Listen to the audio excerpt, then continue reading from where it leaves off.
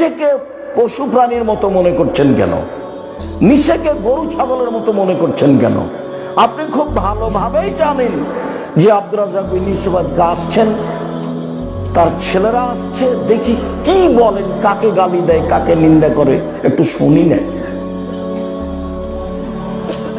5 minute সময় দিবেন। এসেছেন ভদ্রতা বজায় রেখে, জায়গা না থাকলে দাঁড়িয়ে হোক, জায়গা থাকলে বসে হোক, যেভাবে সম্ভব চলাচল বন্ধ করে, কথাবার্তা বন্ধ করে, লেনদেন বন্ধ করে, মোবাইল বন্ধ করে গুরুত্বপূর্ণ আলোচনা শোনার জন্য চেষ্টা করুন। আপনার কিছু না কিছু উপকার করবই করবে।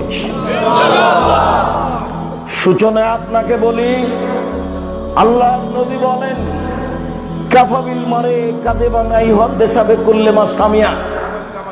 মানুষ যেটা শোনে, নবীর কথা বলে, কোরআনের কথা বলে, সেটাই যদি তদন্ত ছাড়া বলে দেয় তাহলে সে মিথ্যুক। আল্লাহ নবী বলছেন। আমি একটা কথা বললাম যে অজু করে কাঁদমাশা করতে হবে, এটা আমি বললাম। কেন বললাম? আমি শুনেছি মাওলানার মুখে, সেই জন্য বললাম। কেন আমি বললাম? বইয়ে লেখা ছিল, পড়েছি, সেই জন্য বললাম। আল্লাহ নবী বলছেন যে তুমি মিথ্যুক, তুমি বললে কেন? তুমি আগে তদন্ত চালাও।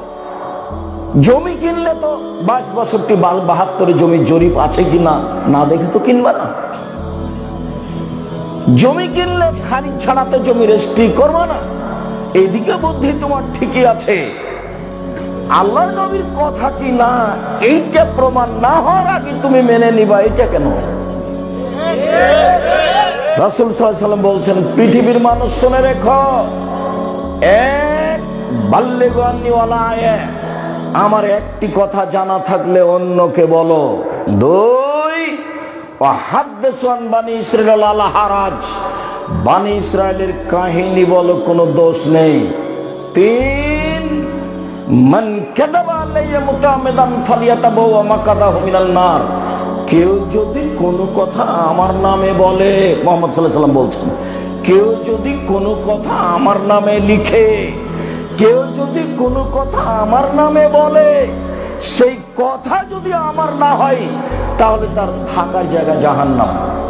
পাগড়ি যত বড়ই হোক, জুব্বা যত বড়ই হোক, দাপট যতই থাক না কেন, রেহাই হবে না।